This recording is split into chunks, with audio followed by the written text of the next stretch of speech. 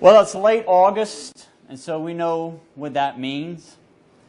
We have Saints fever and Tigers fever in the air. Everybody's anticipating football season, and our teams, home teams, look like they could fare pretty well this year.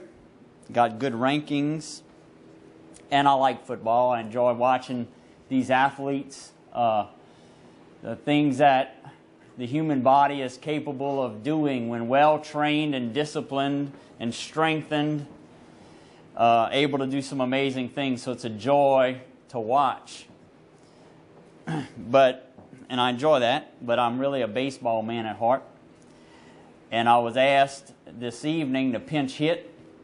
Wasn't my turn in the batting order to speak, but last week I got the call. I got called up and asked to speak with you this evening about apostolic action.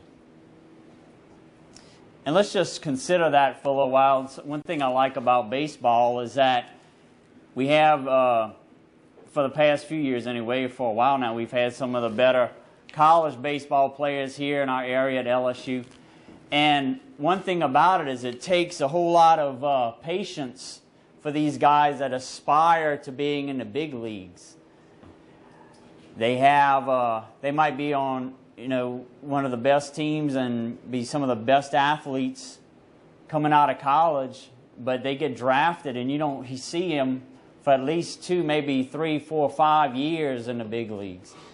All the time they have to go through the minors, learning a whole new level of ball. The perseverance that takes, having to believe in ourselves and themselves. Patience. So just imagine that these guys, after all this time of learning and going through the difficulties and all those challenges that come along, if they get called up and they go and it's their turn to bat. They barely made it in and they got called up. And the coach manager looks over at him and says, "Pinch hit." And he says, "Yes, sir." And he gets up to bat. And he just stands there with the bat on his shoulder. Shoot. Strike 1. Shoot. Strike 2. Shoot. Strike 3. And he walks on back to the dugout with a big smile on his face, just happy to have made it to the bigs. We as Cursiestas and other groups, lay groups that are of the upper level Catholics, you might say, informed, practicing our faith, living it out genuinely. How are we whenever it's our turn to bat? Do we go up there with our bat on our shoulder and not act? When we're called to act, when we're in a position to act, when we get called up. Or like some of the motivators say, we prepare, and then there's the opportunity. Ready, aim, aim, aim, and never pull the trigger. The Cursillo method gives us a tripod. Not a bipod or a unipod, a tripod. Prayer, study, and action. We should be on fire for the faith.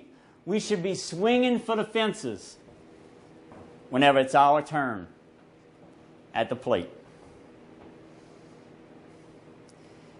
If we look at the political climate, the man who currently occupies arguably the most powerful political position on earth in the White House, political position, has set himself at odds with the Holy Roman Catholic Church, is challenging us. We need to be prepared to swing. I don't know if I have this theologically correct, so Father can help me with that if I'm off, but this is just my own working understanding of the way this all works. Prayer, study, and action. It seems as though the prayer and the study is really our practice or our preparation for our action. And we're not at our ultimate fulfillment, our ultimate culmination in all this activity as a Christian, as a lay Christian, lay Catholic, until we're actually acting and doing. And understand, our ultimate end is with God. So when we're in the Mass, we are there with God physically. And that's going to be our ultimate end. It's a foretaste of heaven. But then what happens at the end? Ite missa est. The Mass is ended. Let us go in peace. We are sent out.